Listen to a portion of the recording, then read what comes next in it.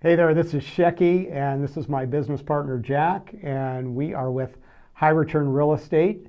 And today we've got a really important question to ask, and I want to ask you this, Jack, is should you buy low-cost rental income properties?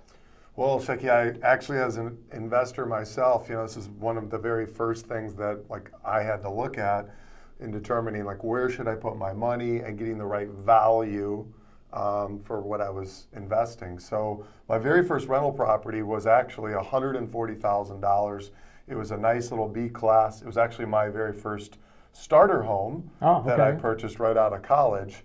And then as my wife and I transitioned into the next stage of life, we kept it as a rental, right? Got it. So we were getting, for $140,000, we were getting typically about $1,200 rent. Okay. Which is fairly typical for a B class style property.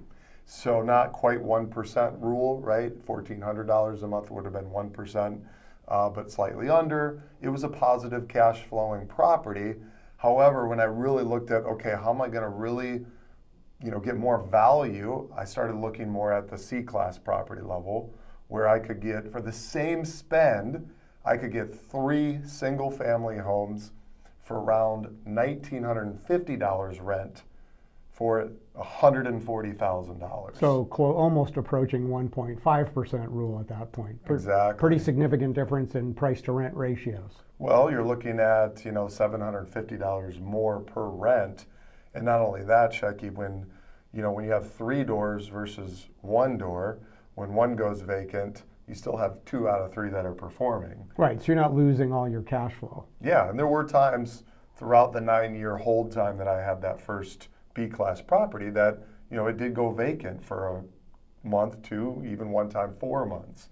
So in that period of time, 0% income.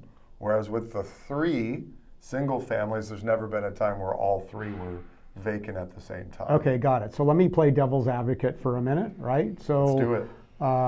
It could be argued that in the C-class properties, you have a little bit more, let's just say, problematic renter. You have, higher vacancy rates and things like that. So when you go to the 3 smaller priced properties for the same amount, wouldn't that offset the difference?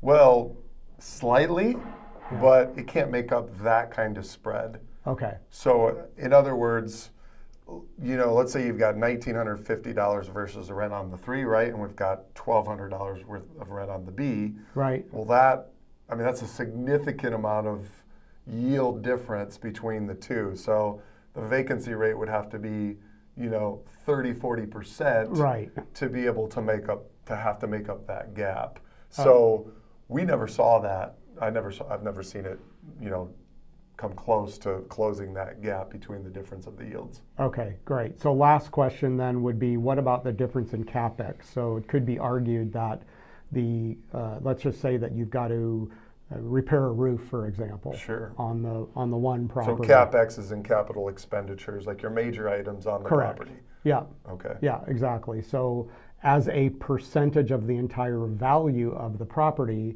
the cost of replacing a roof as a percentage is lower on the $140,000 property than it is, say, on the $47,000 property. And when you've got 3 properties, now you've also got 3 roofs to contend with, not 1. So I guess my question is the same as the vacancy rate is, did you find over time that difference in capital expenditure made up for that gap between the 3 Cs versus the 1 B? No, not at all. In fact, the B class property was, square footage was around the same as all 3 of the smaller singles altogether. Right. So there was a time where I had to put a new roof on the B class. That was significant amount of money, right? There were times where, I needed to put new carpet in. Well, now you're carpeting, 2,000 square feet. Right, rather than maybe 800 or 900. Exactly. So I never really saw that. And I think too, Shecky, for me, it's like when you have a really good team behind your property, the management team is very important. Sure. Because that's going to really make a huge difference in how your cash flow turns out on your property. When you have a good team behind your your properties, then, and they're not out to gouge you on the, contractor markup, then, I never saw where there was a difference of that much of a gap, right, between the $1,200 in rent and the $1,950 worth of rent being closed by the capital expenditures. Right. So I think it's possible if you have a team that's behind the property that doesn't have your best interests in mind, and they're trying to make their money more so on the marking up the capital expenditure and maintenance and repairs, that gap could be closed, but that's not what I saw. Yeah, great insights. And I think we can conclude from this that there's a lot of arguments out there in investment land that you're always better off going with the prettier B or A class properties.